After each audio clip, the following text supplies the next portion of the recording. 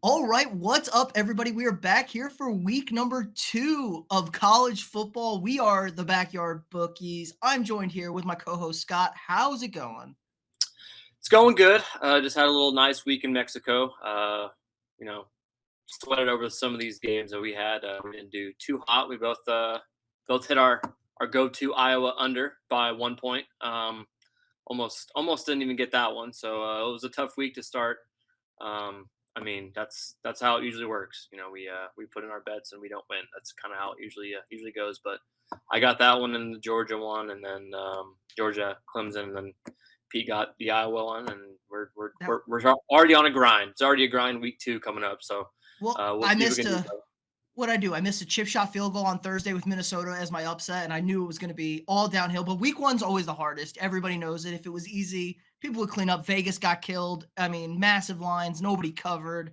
It was a shit show all around. But those who aren't familiar, for stopping in first time, we're picking 3 games against the spread or over under in the college football ranks with one upset each and every week at least plus 105.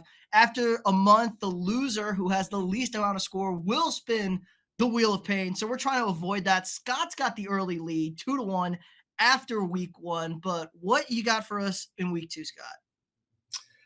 Yeah, so going with one of the teams that I like to look at, like to watch, Utah and Baylor. I would like this game a lot more if it was at night. It's at 2:30 on the Saturday. But I just have a feeling Utah's going to come out.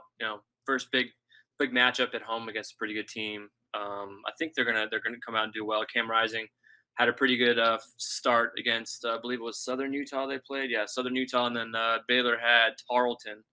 Um, yeah, 49-0 was the Utah Southern Utah game. So have a good feeling about Cam Rising. He's 35 years old, so he's been around and done this stuff before. I believe was he at Baylor or was he just at Texas? I think he was I think he was was just, I don't know. He I was think he at was just at Texas. Texas. It was, I, I might be thinking of one of the old Utah quarterbacks that was also at Baylor. Forgot what his name was. He was one of the guys that was super old too. But I just have a feeling they're going to come out and really put a little beat down on Baylor. It's a 14.5 point spread. I don't like that half point, but I am going to swallow it. Yeah, I just like the Utes at home.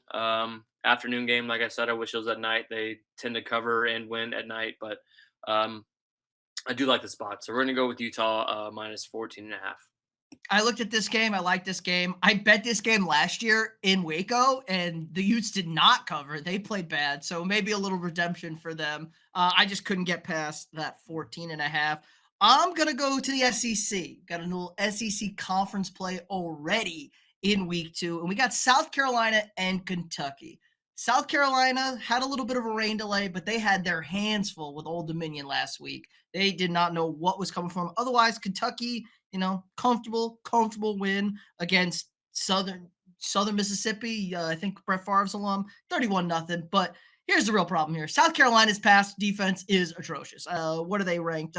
255th in the country in pass yards allowed. I don't know if you've heard of this guy, Barian Brown. He is faster than Tyreek Hill at wide receiver for the Kentucky Wildcats. I'm a little bit familiar with this offense. This is just a massive mismatch all around at the receiver position. They have 3 really good receivers, and their quarterback, Vandergriff, solid. Not bad. Didn't have a great week last week, but didn't have to. 31-0. That's all you need. And the defense. The defense for Kentucky is stout. They're going to have a top 5 pick on the defensive line this year with Walker. So it's going to be a long day for South Carolina. Recovering from no Spencer Rattler at quarterback, I just don't know how they're going to move the football. I think, what was it, 23 points last week against Old Dominion, gave up 19. I just think this is a mismatch made for the pick, and it's in Lexington, and it's only 10.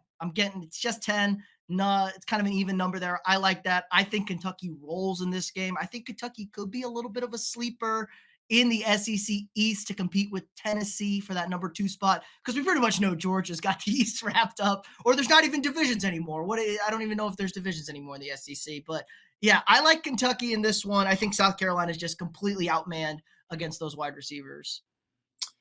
Yeah, I mean, you would pick Kentucky, but I mean, I understand they're a good looking team. Yeah, it's interesting. There's an SEC matchup this early in the season, so um, yeah, with a 10-point spread, I think they can probably get that done. I obviously couldn't really watch most of the football this week, so I didn't really get to see South Carolina play. But I've seen you play with Kentucky on the video game, so if that's any um, that's anything like they're going to play in real life, then yeah, I think Kentucky will probably get it done. So yeah, I don't mind the pick. Yeah. So for my second one, I have Houston and Oklahoma. Houston is going to Norman, 29 and a half point dogs in this one. That's terrifying. Actually, really hate that line. Houston played UNLV, got pretty much, embarrassed. They were favorites and lost by 20. So obviously, not a very good Houston team. This is coming off four in a row of losers. Lost to UCF, Oklahoma State, Cincinnati last year. Oklahoma looked really, really good with their new quarterback. They won 51-3 against Temple. Temple couldn't do anything. I think it's going to be very similar to this week's game. I'm not looking at the spread. I'm looking at the over under. It's 49. Um, I feel like Houston's not going to. I think it's going to be very similar to the Temple game. I think they might score 7 or 14, and Oklahoma could score maybe 35 or something like that. So I'm leaning towards probably the under here. It's 49. I really wish I could have a few more points, maybe 50 or 51. That would make me feel a lot better, not just that straight, 7 touchdown line. But I'm going to take the under in the. Actually, wait, under. I actually have over in this one. Never mind. I thought I had under. I guess I'm taking the over. I guess Oklahoma's going to do what they did last week, and Houston's going to score a couple touchdowns. So, yeah, didn't realize I had the over. Yeah, we're going to take the over instead. Look, I did say Oklahoma. 35-14, so that is 49 technically. So, I'm a dummy. I had the over. We're gonna take the over. 49, Oklahoma, Houston. What am I talking about? Don't All listen to right. me. I like it. That was a I like roller it. coaster. Oklahoma looked really good on offense. I just think Temple's quarterback, prior to that start in Norman, his previous start was in front of 100 fans at a community college. So he wasn't ready for 80,000 in Norman. So I think this might be a little bit more offense for them. And, Oklahoma looked very good this week. There's one premier game this weekend. It's Tennessee and NC State playing this game at a neutral site, playing it in Charlotte. Charlotte, about a 2-hour drive for the Wolfpack, but only a 4-hour drive for the Vols fans. I expect to see a lot of orange and white checkers in the stands. And Tennessee looked phenomenal last weekend. I mean, top quarterback Nico. I'm not even going to try and pronounce his last name, but he was a top Don't quarterback have coming to. out. Yeah, and he lit it up 69-3. They killed, I think, Chattanooga. They played. NC State, on the other hand, won by they didn't cover against Western Carolina. They won by 17. They didn't cover 32. That game was kind of close too early. They were losing in the first quarter, going into the second, I believe. They just kind of very underwhelming. And this ACC hasn't been good. Like, people were talking about ACC sleepers. Everybody was awful in the ACC. We know about Florida State. We know about Clemson. Virginia Tech glaze an egg against Vanderbilt. It was just a bad weekend for the conference, and I just don't think they're good. I think this is a good SEC team against a mediocre ACC team. I got it at 7.5, but it's up to 8. I'll just take the 8 to be fair to everybody. I love Tennessee in this game. I think they win this game by 3 touchdowns. I just don't think these two teams are close. It's a little early in the season where maybe the conference difficulty doesn't weigh in as much, but I just think Tennessee is so much better of a team. And it looks like they have a quarterback. We've seen this offense be high flying 2 years ago. We know the Joe Milton experience last year wasn't great for them, but I'm in love with Nico, man. I think he's the real deal for Tennessee. And NC State, I mean, I just don't think they're going to be able to keep up. So I'm going to take the Vols at a neutral site with the 8 points. Yeah, you said it. Like Nico's pretty special. You could. I don't know what his Heisman odds right now are, but that might be something to look at. He's pretty special. Once he gets to the SEC play, I think obviously more people are gonna start knowing him a lot more, and he already has that star, like, I don't know, not star power, but he's got that name. He's got that one name, Nico. So everyone's gonna start flocking to him once they see what he can do. But I'm trying to look and see what the his Heisman odds right now are. I'm sure they're They're pretty good. Let's take a look. See if I can find those. I don't know what they were before, but he's already plus 1,000, so he's only already the fifth, That's pretty fifth good. highest, fifth highest odds right now behind Gabriel, who put up a stinker. Carson Beck did okay against Oregon, and Cam Ward, Jackson Dart, yeah, they did amazing last week, so we'll hold off on them. But yeah, Nico's already fifth. Quinn Ewers, Milrow, Howard. So yeah, he's already up there. Vegas is already trying to hedge their bets here. So yeah, really good player and excited to see him play in an actual game. So I like the bet. For my third one, if I can get back to it here, not a game. One of those games I'm definitely not going to be watching, even if I'm at a sports book, I'm not going to be watching it. San Jose State and Air Force. I can't pull up the stuff right now. What's going on here? It's not coming up. I did have Air Force minus 6.5 in this one. There we go. Now it's gonna load finally. Perfect. All right. Yeah, I did see that the public has Air Force by a lot here. That's kind of scary. They did play each other last year. Air Force won by 25. They were 6.5 point favorites, just like they were this year. Everything's pretty similar. So if it does happen the way it did last year, also San Jose State was at home last year, lost by 25. Air Force are going to be in Colorado, um, so even more of a home field advantage there. So really just based on the numbers here, I didn't watch either team play. I don't think San Jose State's that good. I don't think Air Force is really that good. But head to head, I do feel like Air Force will cover the 6.5. If it was 7.5, I'd probably just stay away from it. But I do like just the one touchdown. Wouldn't touchdown look there. San Jose State played Sacramento last week. Sacramento State or Sacramento. That kind of matters a little bit. Maybe not that much. Anyway, they won by 20, yeah, about 20, 18. So decent win. They're going to play a real team, real running team. So they're going to have to actually be prepared this week. So we'll go ahead and take Air Force minus 6.5. No real reason. I just kind of spoke to me a little bit. Air Force, a darling of the program last year with how good their defense was and they could run the football. So I like it. Let's go. And that's the one service academy I think we can usually rely on. Speaking of defense and lockdown, we got a great matchup out in what's left in the Pac-12. We got Texas Tech and Washington State, and defense is optional for these two teams. Tech survives a 1-point win against Abilene Christian last week. They gave up 51 to Abilene Christian. And Washington State, they took care of business, won by 40 against Portland State, but they gave up 30 to Portland State, a team Oregon beat like 88-0 last year. So defense is optional for these two teams.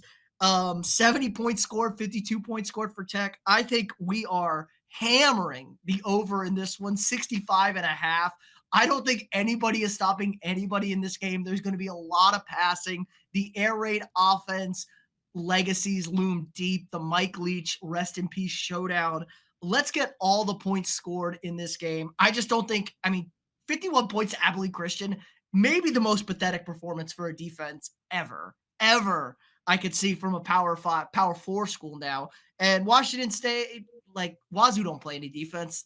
We know this. So I love this 65.5. It's up to 66 now. Points on points on points. I expect a 40-something to 40-something game. Maybe we can get a game in the 50s from Wazoo and Tech only gets 35 to 40. But still, I think this is way too low. I expect a game in the 80s between these two teams. Yeah, you didn't even mention that Wazoo put up 70 last week Yeah. against Portland State. They scored a total of 100 points. Washington State had almost 50 at halftime. So, we're going to see a lot of points in this. That is actually a crazy low total for me. 6.5. I guess that's just under 10 touchdowns. I think that can happen pretty soon, maybe in the third quarter. So, yeah, Texas Tech shows up and puts as much offense as they could into Abilene Christian into this game. Then yeah, I don't see how this doesn't hit. Actually, didn't see this one. Might be taking a flight over to Vegas and putting some money on this one. This one's very very juicy for me. I might put a little more than more than usual. Like I like this one a lot. It's kind of that one kind of snuck past me. I like this one a lot. Pac-12 After Dark. Rest in peace. All right, what is your upset for us this week? So I took a look a couple times. None of them really spoke out except for one, and it's still kind of one that I'm not 100% sure on, but it kept coming back to me. I went through a few times, I'm like, that might be the one. Kansas and Illinois. Illinois is a 5.5 point dog.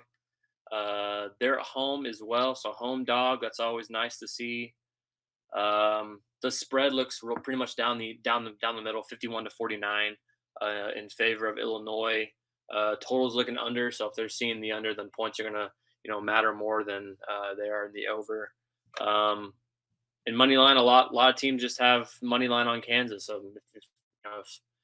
if you see that, that's why we've gone over this. That's why Vegas is such a uh, you know sprawling amazing place because they like to win a lot of money too. So 91% on Kansas on that one. Let's see. Kansas did play last week against Lindenwood. Linderwood. Linderwood. 48-3. I can't really say much about that game. I mean, I hope you win against them. And then Illinois played Eastern Illinois 45 nothing. So yeah, it's kind of the same situation. I think in a home situation, I think Illinois can win this game. I'm not totally convinced they will. Obviously, Kansas has their quarterback, and they have Neal at running back. Jalen Daniels and Neal are both, probably NFL guys. So, um, yeah, it's plus 185. It's a little more than we our minimum. So, yeah, I think we're going to try with that, and we're going to go Illinois plus 185 at home against Kansas. I like it. It's a little. That was a weird game. I kind of wanted to pick Kansas in that game, but it was like, I don't know. It just doesn't sit right with me. Illinois, kind of a good defense usually. Yeah, Um, with 55 and a half too in the total, it seems a little low for like a Kansas team that should be able to score a lot. So, I think they are kind of banking on Illinois, kind of keeping that Big Stein. Ten Yeah. offense alive, or Big Ten defense kind of alive. Yeah, I like that one. I'm gonna stay in the ACC from earlier. I think this team is overrated. I kind of shit on this conference. We got Georgia Tech at Syracuse, Orange at home, getting 2.5 points here, but plus 117 on the money line. Georgia Tech does not impress me. Okay, they're ranked 23 in the country somehow. I know they had their huge win over upset over Florida State. Florida State is garbage. I could put together 22 guys that could probably play quarterback better than DJ. Really not that hard. Florida State is bad. They are bad, bad, bad, bad. They took care of Georgia State last week. I don't really care about that. Syracuse kind of struggled a little bit against Miami or not Miami, the Ohio Bobcats. They didn't cover 17, but they won. I just like Kyle McCord. Coach talked about having Kyle McCord as his quarterback. This is a big game quarterback. Played at Ohio State last year. He's got a ton of experience. They're at home, and I'm just not buying all the Haynes King hype here. I think the defense is going to be able to do a decent job against that Georgia Tech rushing attack. I think they're going to slow things down a little bit and force Haynes King to have to throw the football. And he's not the best passer of the football. We could get an ugly, muck it up game.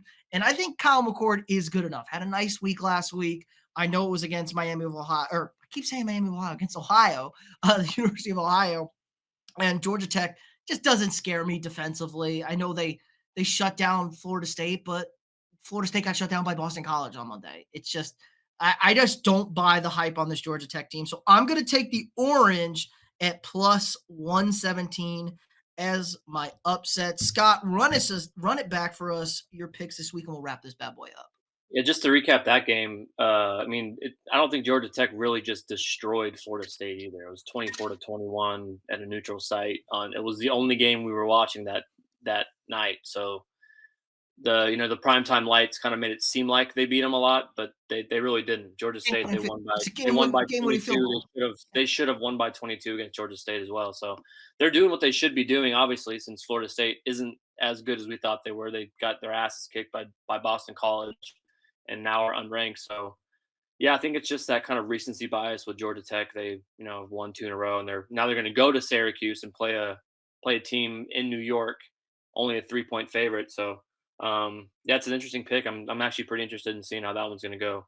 But yeah, so the four college picks for me: Utah minus 14.5 against Baylor. I have Oklahoma and Houston over, not under, 49. Air Force minus 6.5 at home against San Jose State, and then I have Illinois defeating Kansas plus 185. Few honorable mentions that I had. Nevada plus 1.5 against Georgia Southern. Nevada they're kind of surprising. They played pretty well against SMU. I've watched that entire game because I had a bet on that one. Surprisingly, like I wouldn't say good, but like formidable team. Um, and they've covered in both games that they're dogs in. So they're doing good. They're doing what they need to do. I just felt like another dog game against Georgia Southern, only 1.5. Feel like they can probably cover that. I have obviously I could easily pick this one. This is also another big prime, not prime time, but like big headline game. Nebraska and Colorado. Nebraska is 7.5. Colorado going to Nebraska, going to Lincoln. Um, I don't know how. I mean, I don't know how those guys in Colorado like how good they are with big time crowds and stuff like that. So only 7.5. Dylan Raiola looked pretty good last week. He's got some swag to him. Freshman quarterback, pretty good. And then so I had Nebraska in that game, and then Clemson App State under 53.5. Um, Clemson obviously didn't really surprise us too much. They didn't do too well against Georgia, but Georgia's very good, obviously. But Clemson only put up what 3 or 7 against Georgia. App Great. State also not that great. 53.5 seems like they probably hit the under, and that one, so I had the under. So those are the honorable mentions. Before I get killed in the comments, I forgot. Honorable mention. There is another big game. Texas at Michigan. I'm gonna get killed. Texas 7.5. The half scares me, but Texas is a far better team. That Michigan team is not very good. So I like Texas in that one as an honorable mention. The half just kind of scared me off of it. All right, now run us back. Oh, we got your actual picks. My picks now. I'm all over the place. I got Kentucky minus 10 against South Carolina at home. I got Tennessee minus 7.5. It's 8 now. So Tennessee minus 8 against NC State at a neutral site. I got Texas Tech and Wazoo over 65.5. And I got the Syracuse Orange plus 117 in the upset against the Georgia Tech Yellow Jackets, Golden Jackets, something Jackets. They're wearing jackets up there. It's a bug. That's going to do it for us this week. Again, if you haven't already, drop a quick like on this video. Hit that sub button. We got new sports content for you guys every single day. If you want to check out one of these games in person, go to SeatGeek.com. Use code afterthereview for $20 off your first purchase. Again, like, subscribe, and share. We'll see you guys next week.